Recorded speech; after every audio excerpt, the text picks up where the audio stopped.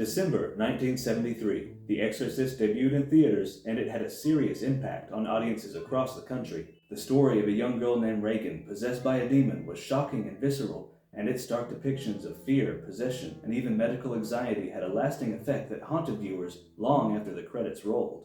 Audiences had never seen anything like The Exorcist, and in the months following the film's release, many viewers began to suspect that the devil could be at work in their own lives. Media scholar Amy C. Chambers says, The Exorcist created a media circus in December 1973 and throughout 1974, with increased reports in the popular press of demon possessions, audience members convulsing and vomiting at screenings, and apparent religious and specifically Catholic moral outrage. Fear of the supernatural soared after the release of The Exorcist, with many priests called upon to perform exorcism rituals that they really didn't know anything about. This fear of and fascination with demons would kick off a cycle that would influence not just horror fiction, but real-world belief for decades to come. But what made The Exorcist so effective, and how does it still influence us today? Well, keep your head on straight, kindly undo those straps, and let's take a look back at the post-Exorcist possession obsession.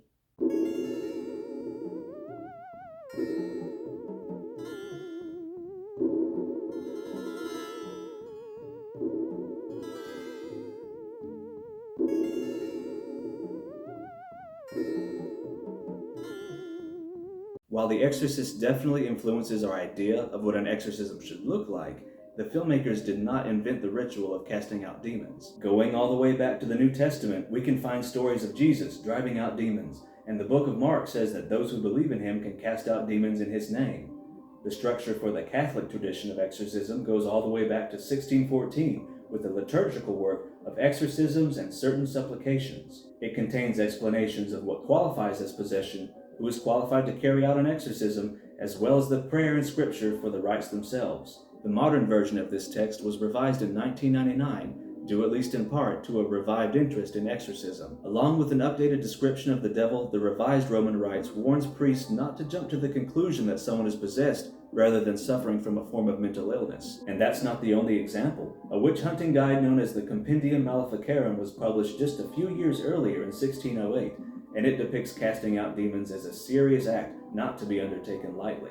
And a real-world case served as inspiration for William Peter Blatty's novel. While Blatty was studying at Georgetown University, he learned of a news story centered around a troubled young boy and his supposed possession. As the story goes, a child commonly known as Roland Doe received a Ouija board from his aunt, and following her death, the family noticed strange events around the house. Furniture would move on its own.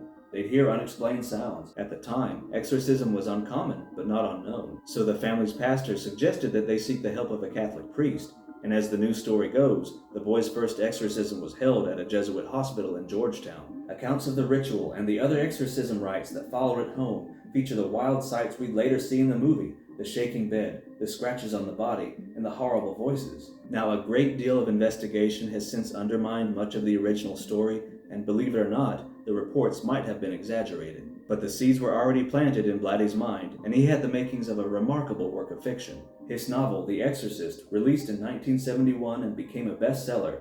The film adaptation, directed by Will Friedkin, followed 2 years later, and it was a hit. Jaws is often called Hollywood's first blockbuster, but people waited outside in line for hours in December to see what this horror movie had to offer. It grossed $1.9 million in its first week, packing theaters with curious and queasy viewers. In The Exorcist, two priests duel with the demon for the soul of Reagan McNeil. Blatty and Friedkin based the exorcism scenes on the actual Roman ritual, but took some liberties along the way. Jason Miller's character, Father Karras, is the first to determine that Reagan is indeed in need of an exorcism, but when he seeks permission, it's only granted provided a more experienced priest takes charge. Through the movie, we see that Karras struggles with his faith. He feels guilty for failing to properly care for his mother, and this leads him to doubt not only himself, but his beliefs. That's why Max von Sydow's Father Marin steps in. This is all in accordance with the Roman ritual, which requires exorcisms to be approved by a bishop. The ritual must also be carried out by someone who is mature in their years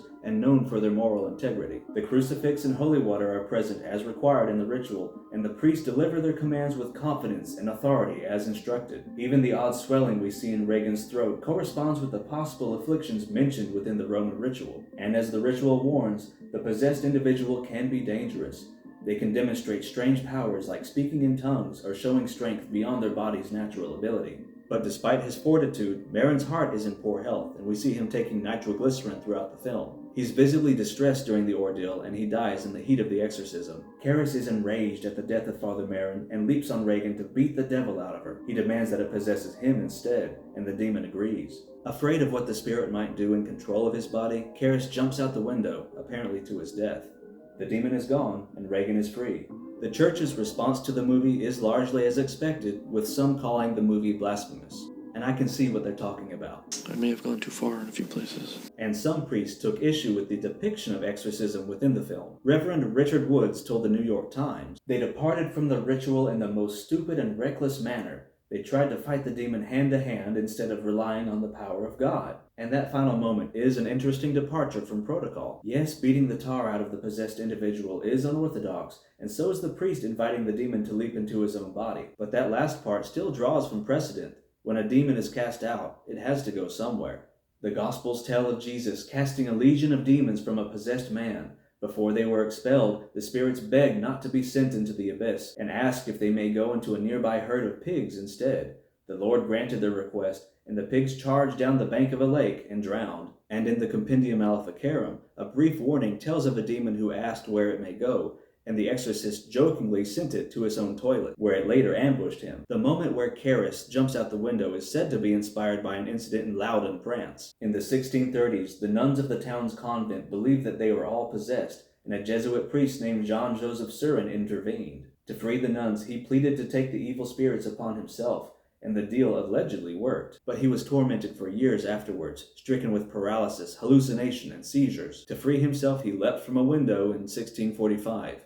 But don't worry, he lived. So what's supposed to happen to a spirit once it's exorcised? We get an idea in the book of Matthew. Here Jesus speaks with the Pharisees about keeping your heart in the right place, or else you leave room for evil to enter. He puts it this way in Matthew 12:43. When an impure spirit comes out of a person, it goes through arid places, seeking rest, and does not find it. Christ warns that restless impurity will try to return, and if it finds that the void it left has not been filled by good, it will settle in once again, even worse than before. It's an understatement to say that The Exorcist had a huge impact on audiences. People left the theater trembling, while others passed out in their seats or vomited in the aisles. In Berkeley, one viewer tried to rush the screen to get the demon. It was pandemonium at the cinema. Clearly, people were not prepared. That's how you know you made a good movie. But the film's impact wasn't just visceral, it was spiritual as well. A story in the New York Times from 1974 says, pastors have been called to the aid of terrified teenagers and priests who reported that they could not sleep. Chancery officials have been confronted with a wave of inquiries from persons who believe that they, or their acquaintances, are possessed by demons. Theologians have warned that the film distorts church teachings. And a 1974 issue of Newsweek told of increased calls for exorcism inundating Boston Catholic centers, although community members later downplayed those claims in an issue of Fordham University student paper, The Ram. So there's your grain of salt. But that Newsweek article, The Exorcist Frenzy, corroborates popular reports of people fainting and vomiting during the movie.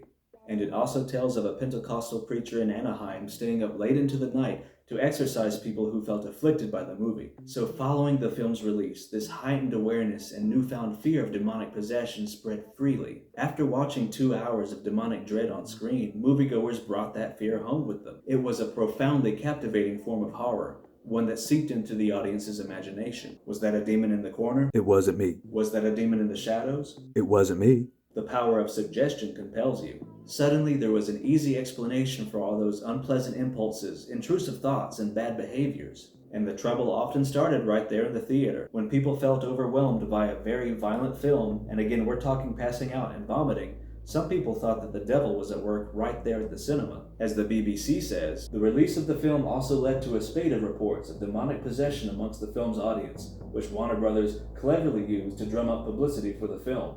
Indeed, The Exorcist's success helped set the stage for the satanic panic of the 1980s, when accusations of satanic ritual abuse swept through the U.S.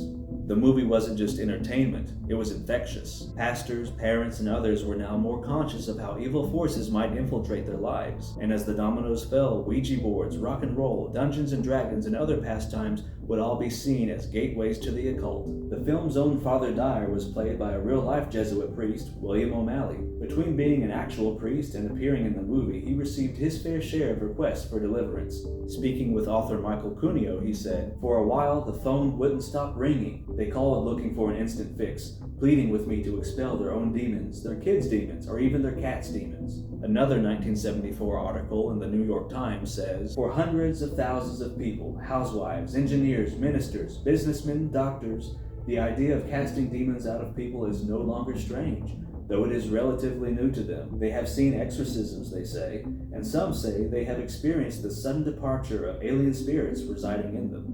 That particular article, "Controversy on Exorcism Grows as Practice Spreads," tells of several incidents around the U.S. One occurred at a Presbyterian church, the others at Baptist churches. See, the Protestants were getting in on it too.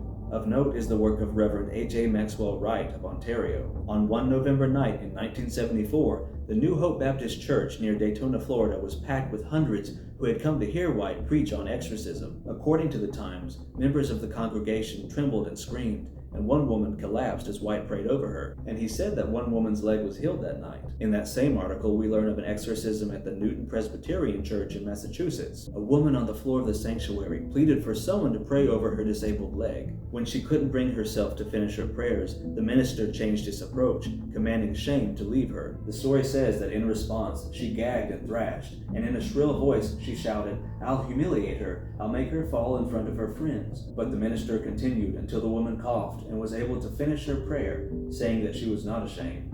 The Times also mentioned that a Baptist church in Chicago held exorcisms after the service each week. The article explains that when these exorcisms occurred, it was not uncommon for the person being exorcised to respond with incredible strength and belligerence. It was sometimes deemed necessary to have people standing by to restrain the individual during the process. And back in Georgetown, O'Malley was not the only real-life priest to appear in The Exorcist. Reverend Thomas Birmingham advised Blatty on the subject of exorcism, even though he confesses he didn't know much about the topic before starting the project.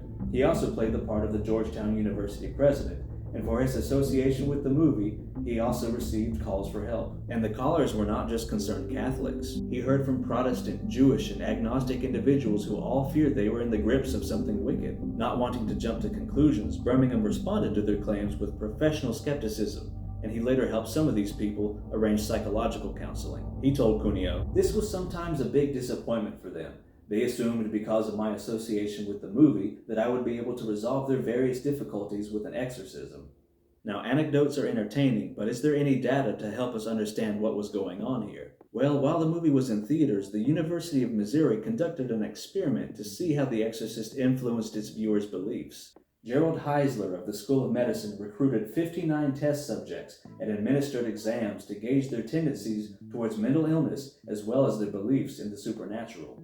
These tests would also be conducted right after watching the film, a week later, and finally a month later. Heisler divided test subjects into 3 groups. One watched The Exorcist, the other screened a different film, and the third set didn't watch any movies until the test concluded.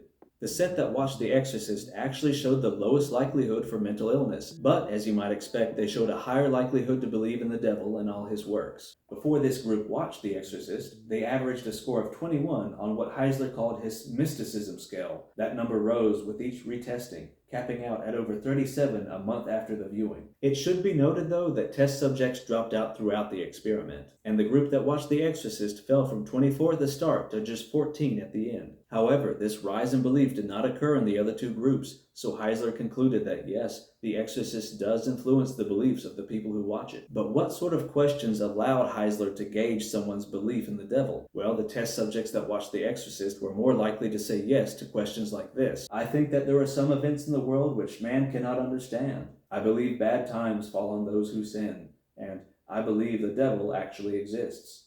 It's fair to mention that The Exorcist, the book and the movie, were not the only factors fueling this rising fascination with exorcism. That Times article attributes some of the momentum to the charismatic movement, which predates the Exorcist film. The Christian charismatic movement began in the 1960s, well before Blatty's book, so his work of fiction did not start the fire, it just splashed it with gasoline.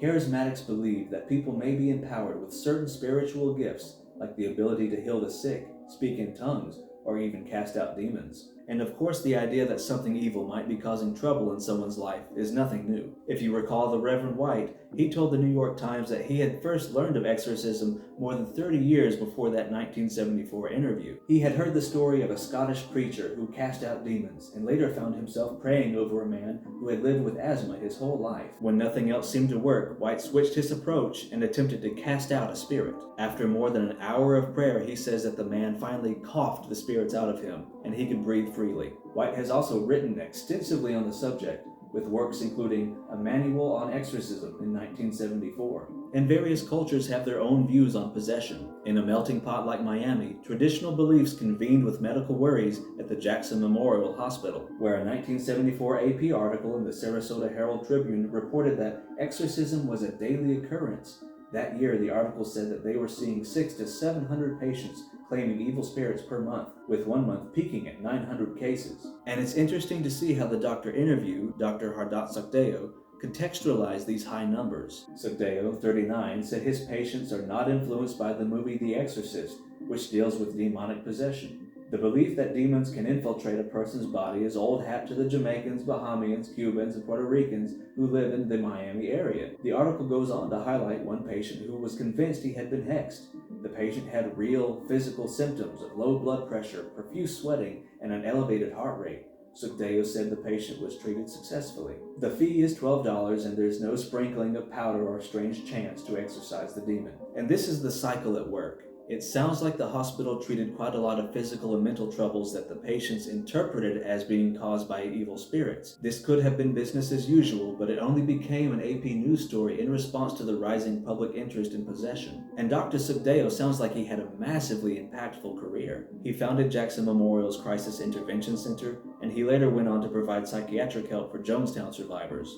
When The Exorcist hit theaters, it wedged right into a cultural rift. Older generations were grappling with the younger crowd's rebellious behavior, and Watergate, war, and other woes had shaken the public's faith in authority. The idea that there were evil forces at work out there at least offered an explanation for the upheaval. According to the BBC, there was a collective crisis of faith and an anguished desire to find the culprit, and the devil was as great a scapegoat as any. What's more, with the advent of the hippie movement of the 60s and early 70s, there was a real cultural divide between generations opening up, so the idea of a young person possessed by dark forces would have resonated with many older audience members who saw their children become alien to them.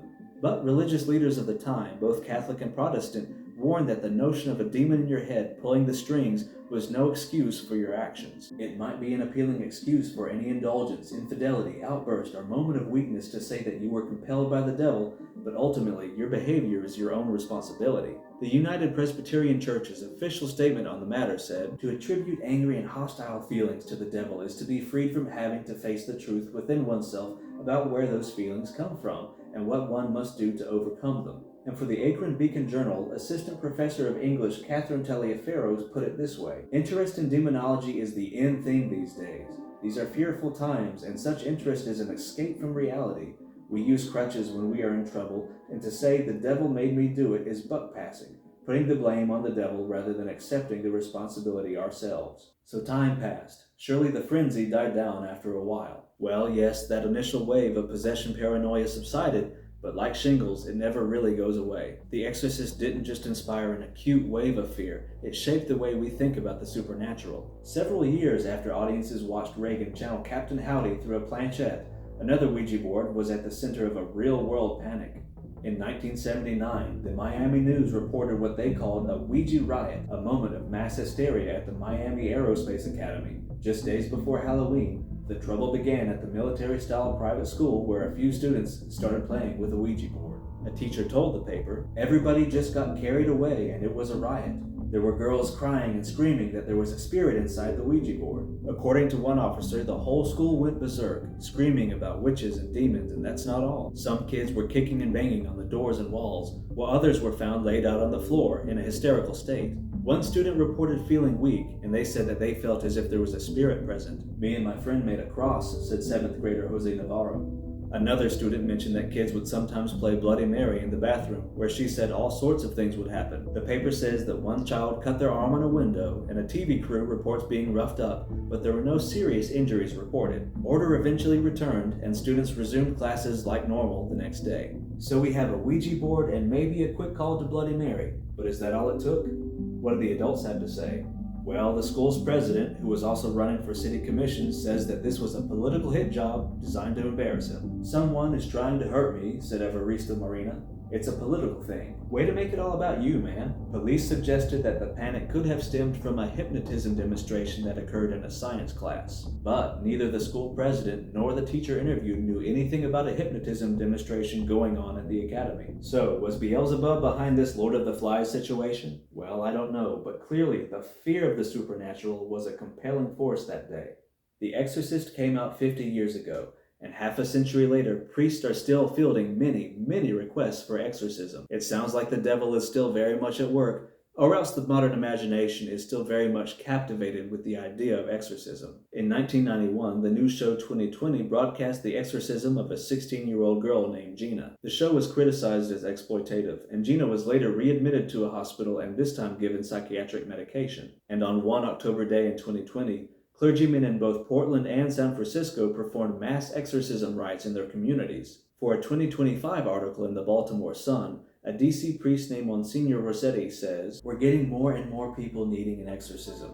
There are only about 150 exorcists in the country, and they are being flooded with requests, including many from desperate people pleading for assistance. We can't keep up with the demand now, and it's only going to get worse." The Sun interviewed several exorcists, and the article contains accounts of the allegedly possessed levitating, speaking in languages they never learned, and demonstrating unnatural strength.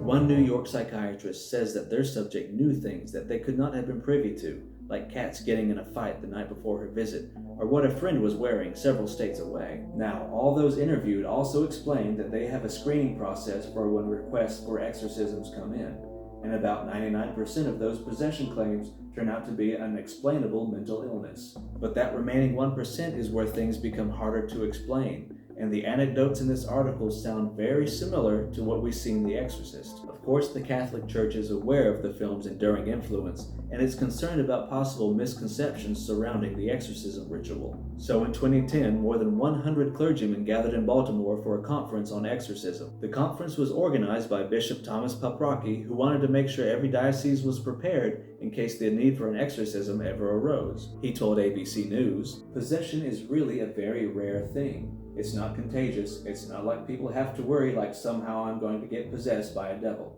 But apparently it's best to be prepared, just in case." So, a religious ritual inspired a popular work of fiction. Then that fiction inspired greater fear of the supernatural, and colored how the public viewed that ritual. The ritual then became more widespread, even if it deviated from the original structure or context. And then that inspires more fiction, and the cycle continues. Authors Joseph P. Laycock and Eric Harrelson call this the Exorcist effect, and analyzed the influence of The Exorcist and other horror films in a book by the same name. And now you can still see possession and exorcism all over media. Zach Baggins can hardly go anywhere without a member of his ghost hunting crew getting corporeally hijacked. And exorcism movies remain plentiful, with recent releases including The Conjuring, Last Rites, The Ritual, The Exorcist, and 3. There's even a new Exorcist sequel in the works, this one directed by Mike Flanagan. And there are plenty of video games on the subject too, like The Mortuary Assistant, Phasmophobia, and the Atari-style Faith. And as Laylock and Harrelson point out, maybe this persistent fascination explains why a non-Catholic exorcist like Bob Larson would wear a Roman collar while performing his exorcisms on Skype. Will Bob Larson ever get his own Conjuring series like Ed and Lorraine Warren? Time will tell.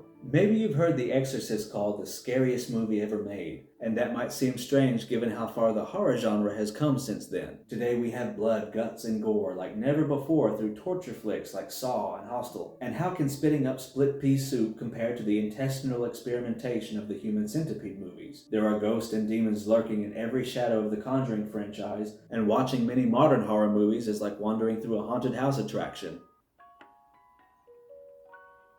One jump scare after another, and we're still getting new Exorcist movies, plumbing the depths to see what horrors the franchise still has to offer. But keep in mind that audiences reacted the way they did because this film blazed the trail. They were all in uncharted territory. And it's not just the taboo material or possession that made The Exorcist so effective. This film keeps you stressed the entire time. Your fortitude is taxed by family trouble, then medical anxiety, the horrors of healthcare through both Karras and Reagan, a crisis of faith, and only then do you get to the intensity of the exorcism. The Exorcist wears you down.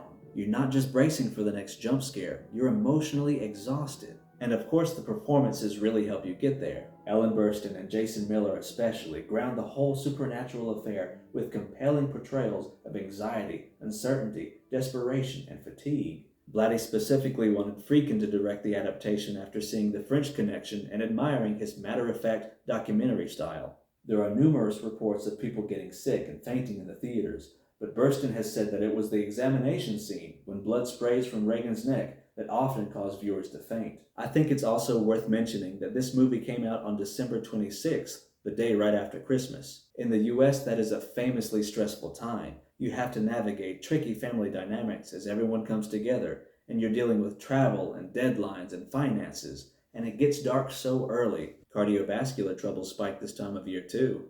Watching a little girl undergo terrifying experimental medical procedures was probably a bit too much to handle if the last movie you watched was The Three Musketeers. 1973 had other horror releases, of course. Before The Exorcist debuted that December, the year gave us other horror classics like Don't Look Now and The Wicker Man. The Satanic Rites of Dracula also came out that year, so Christopher Lee was staying busy. Alright, that's where we'll leave it for now, but this is a topic I want to explore again down the road. I'm always interested in the ways fiction and fact influence each other, and there's so much that can be said about a movie like The Exorcist, and how these horror films shape our imaginations. That rabbit hole has many burrows, so if you want to see what else is down there, keep an eye on this channel. I'm just getting started, but I really enjoy making these videos. So if you love horror, whether that's on film, in literature, online, or even weird history, you're in the right place. See you next time.